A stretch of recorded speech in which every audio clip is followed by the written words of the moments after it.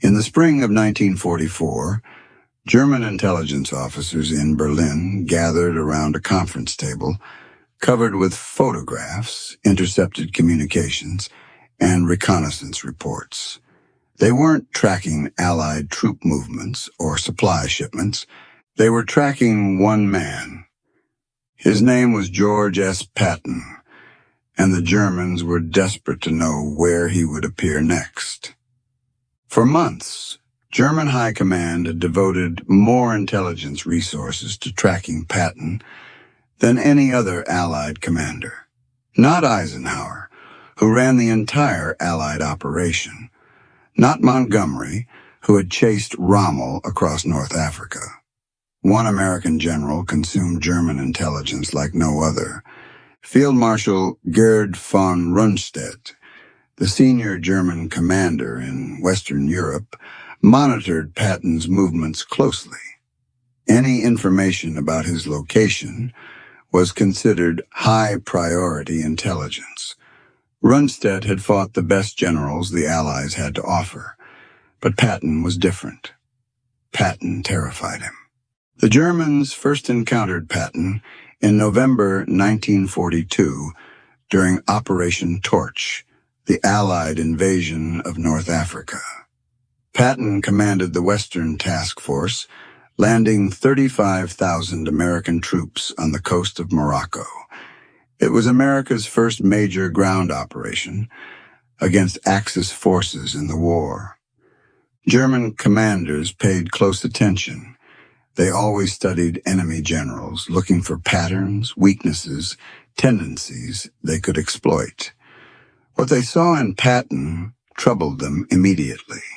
He moved fast, faster than American commanders were supposed to move. The U.S. Army was known for methodical, careful advances with overwhelming firepower. Patton didn't fight like that. Within 3 days, he had secured Casablanca and accepted the French surrender. His troops covered ground at a pace that caught German observers completely off guard. Field Marshal Albert Kesselring, commanding German forces in the Mediterranean, requested detailed intelligence on this American general. Who was he? What was his background? How did he think? The reports came back with information that made German commanders deeply uncomfortable. Patton had spent his entire career studying German military tactics. He read German military theory in the original language. He had visited French battlefields from World War I and walked the ground where German armies had nearly broken through. He understood German operational thinking better than most German officers. In February 1943, German forces under Rommel launched an offensive at Kasserine Pass in Tunisia. The attack smashed through American lines and sent inexperienced U.S. troops fleeing in panic. It was the worst defeat American forces would suffer in the entire war. The Germans watched with interest to see how the Americans would respond. Would they retreat? Would they replace their commanders? Would they lose their nerve entirely? The answer arrived in early March. George Patton took command of 2nd Corps, the shattered American force that had collapsed at Kasserine. What happened next stunned German intelligence officers monitoring the front. Within 2 weeks, Patton had transformed 2nd Corps. The same soldiers who had fled in panic were now attacking. Discipline was restored. Morale was rebuilt. Units that had been combat ineffective were suddenly aggressive. German reconnaissance reported American patrols probing their lines with a new ferocity they hadn't seen before. Rommel himself took notice. In his diary, he wrote that American forces had suddenly become far more dangerous. The change was too rapid to be explained by reinforcements or new equipment. Something else had happened. Someone new was in command. July 1943. The Allies invaded Sicily. the stepping stone to mainland Italy. The plan called for Montgomery's British Eighth Army to take the lead, driving up the eastern coast toward Messina, while Patton's Seventh Army protected his flank. Patton had other ideas. He drove his forces across the western half of Sicily at a pace that astonished everyone, including his own commanders. His troops covered more ground in less time than any Allied force had managed in the entire war. German forces, trying to evacuate across the Strait of Messina, found themselves in a race they hadn't anticipated. Patton was pushing so hard that their escape route was threatened. Units that expected days to withdraw found themselves with hours. The evacuation became chaotic, with German commanders desperately trying to get their men out before Patton cut them off. When Patton reached Messina, he arrived before Montgomery despite starting further away. He had covered 200 miles in 39 days, fighting all the way. German after-action reports described the campaign with a mixture of professional admiration and genuine alarm. One German officer wrote that Patton fought like a panzer commander, not an American infantry general. He took risks that American doctrine didn't allow. He exploited weaknesses before defenders could react. He thought like a German. That was exactly what scared them. August 1943. At the height of his success, Patton visited 2 evacuation hospitals in Sicily. What happened there nearly destroyed his career and handed the Germans an unexpected gift. Patton encountered soldiers suffering from combat fatigue. In his view, they were cowards who had abandoned their comrades. He slapped one soldier across the face. A week later, he slapped another, this time pulling his pistol and threatening to shoot the man. Word of the incidents reached Eisenhower, who was furious. The story leaked to the press. Suddenly, the general, who had just won a brilliant campaign, was facing calls for his removal. Congressmen demanded he be sent home in disgrace. Newspapers ran editorials calling him unfit for command. German intelligence monitored the controversy with great interest. They had identified Patton as the most dangerous American commander. Now the Americans might remove him themselves. German officers couldn't quite believe their luck. But Eisenhower didn't fire Patton. He reprimanded him severely and kept him in place. The Germans noted this decision with concern. The Americans clearly valued Patton despite the scandal. That meant they were probably saving him for something important. By early 1944, Patton had been removed from combat command. He was in England, waiting. The Germans tracked his movements obsessively. They knew he was there. They knew he wasn't commanding any of the forces that would obviously participate in the coming invasion. So what was he doing? German intelligence concluded that Patton must be commanding the main invasion force. It made perfect sense. The Americans wouldn't waste their best general on a secondary operation. Whatever Patton was leading would be the real attack. What the Germans didn't know was that the 1st United States Army Group was a ghost. It existed on paper and in radio signals. It had tanks made of inflatable rubber. Its headquarters buildings were painted plywood. Its massive invasion force existed entirely in German imagination. It was the greatest deception operation of the war. And it only worked because the Germans believed that wherever Patton was, that's where the main attack would come. The German High Command became convinced that the 1st United States Army Group would land at Pas-de-Calais, the shortest crossing point across the English Channel. They positioned their best reserves there. They built their strongest defenses there. They waited for Patton there. June 6, 1944.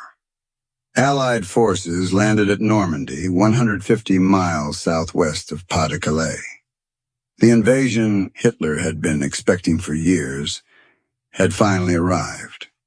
But German commanders hesitated. Was this the real invasion?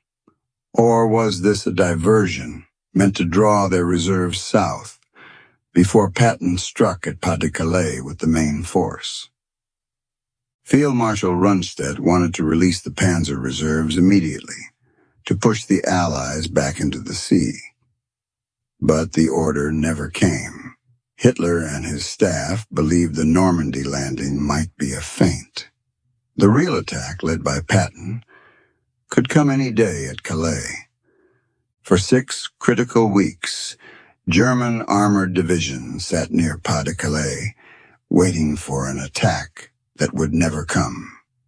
The divisions that could have crushed the Normandy beachhead in its first vulnerable days remained frozen in place. Because of one man. Because the Germans couldn't believe the Americans would leave George Patton out of the most important battle of the war. August 1st, 1944. Patton finally received a combat command. He took control of the Third Army and entered the fighting in Normandy. The Germans had been waiting for him. Now he was here. And he was about to prove every fear they had about him was justified. In the first 2 weeks of August, Third Army covered more ground than any Allied force had managed in 2 months of fighting. Patton's divisions raced through Brittany, then swung east toward Paris. German units that had held defensive lines for weeks suddenly found Americans behind them, cutting their supply routes, threatening their headquarters. The German command structure in western France collapsed. Units lost contact with their headquarters. Orders contradicted each other. Commanders didn't know where the front was because Patton kept moving it. Field Marshal Gunther von Kluge, who had replaced Rundstedt as the senior German commander in the West, sent increasingly desperate reports to Berlin.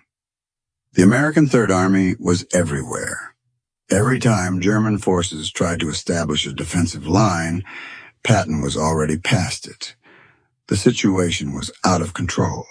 By mid-August, Patton saw an opportunity that could end the war in France in a single stroke. German armies were retreating through a narrow gap near the town of Falaise. If Allied forces could close that gap, they would trap hundreds of thousands of German soldiers. Patton pushed north toward Falaise, while Canadian and Polish forces pushed south. The pocket tightened. German units inside began to panic. Soldiers abandoned their vehicles and tried to escape on foot. Officers lost control of their men. The destruction was catastrophic. German losses in the Falaise pocket exceeded 50,000 captured and perhaps 10,000 killed. Equipment losses were even more devastating. The German army in France lost most of its tanks, artillery, and transport. German officers who survived the pocket later described it as worse than Stalingrad. At least at Stalingrad, they said. There was time to prepare. Patton gave them no time at all. After the war, Allied intelligence officers interrogated captured German generals extensively. They asked about Allied commanders. Which ones did you respect? Which ones did you fear? The answers were remarkably consistent. Montgomery was predictable, the Germans said. He was methodical and careful. You always knew what he would do next. That made him easier to fight. Bradley was competent, but cautious. He didn't take risks. German commanders could anticipate his movements and prepare defenses accordingly. But Patton was different. German generals used words like unpredictable, aggressive, and dangerous. Field Marshal Rundstedt said Patton was the Allied general they most feared. General Fritz Bayerlein, who commanded the Panzer Lehr Division, said Patton was the only Allied commander who had the instincts of a German panzer leader. The Germans respected Rommel because he was bold and unconventional. They found those same qualities in Patton. He didn't fight by the book. He made decisions faster than his opponents could react. He understood that war was about speed and shock and violence, not careful planning and overwhelming force. Rundstedt put it simply. Patton, he said, was the most dangerous man they faced. December 1944. Germany launched its last major offensive of the war. A massive attack through the Ardennes forest that caught Allied commanders completely by surprise. Within days, American forces were in retreat. The 101st Airborne Division was surrounded at Bastogne. The situation was desperate. Eisenhower called an emergency meeting at Verdun. He asked his commanders how quickly they could counterattack. Most generals talked about weeks of preparation. Moving armies was complicated. They needed time. Patton said 48 hours. He could attack in 2 days with 3 divisions. The other generals thought he was grandstanding. It was impossible. You couldn't turn an army 90 degrees and attack on a completely different axis in 48 hours. The logistics alone would take weeks. But Patton had already prepared. His intelligence officer, Oskar Koch, had predicted the German attack when everyone else dismissed the possibility. Patton had quietly developed contingency plans. When the attack came, he was ready. Patton made one phone call. Within hours, Third Army began its pivot north. More than 250,000 men, tens of thousands of vehicles, in winter conditions, across icy roads, in 48 hours. The Germans couldn't believe it. They had expected weeks before any serious counterattack. Instead, Patton was already hitting their southern flank. The relief of Bastogne came on December 26th. The offensive, that was supposed to split the Allied armies, was stopped. After the war, German generals were asked about the Battle of the Bulge. What went wrong? Many of them gave the same answer. They hadn't expected Patton to respond so fast. They thought they had more time. They never learned. From the first day they encountered him in North Africa to the last day of the war, the Germans underestimated how fast Patton could move. And every time, they paid for it. So why did German generals fear Patton more than any other Allied commander? Because he thought like them. German military doctrine emphasized speed, aggression, and exploitation of enemy weaknesses. The blitzkrieg that conquered Poland, France, and nearly Russia was built on these principles. German commanders understood this kind of warfare instinctively. Patton understood it too. He had studied German tactics for decades. He had internalized their philosophy of war. When he commanded an army, he fought the way German generals wished they could fight. But there was something else. German commanders could predict what most Allied generals would do. They knew the American and British military systems. They understood the doctrine, the caution, the reliance on overwhelming firepower before advancing. Patton didn't follow the rules. He attacked when doctrine said to defend. He advanced when logistics said to halt. He took risks that his superiors considered reckless and his enemies considered terrifying. The Germans never knew what Patton would do next. They only knew it would be fast, it would be violent, and it would cost them. Field Marshal von Rundstedt, The man who had commanded German forces on D-Day, who had fought the best generals the Allies had to offer, summarized it after the war. Patton, he said, was the supreme master of mobile warfare. He was a brilliant practitioner of offensive tactics, and he was the Allied general the Germans feared the most. From the deserts of North Africa to the forests of the Ardennes, George Patton earned that fear. One battle at a time, one impossible victory at a time, until the German generals who had conquered Europe learned what it felt like to face a commander who fought exactly like they did. Only better.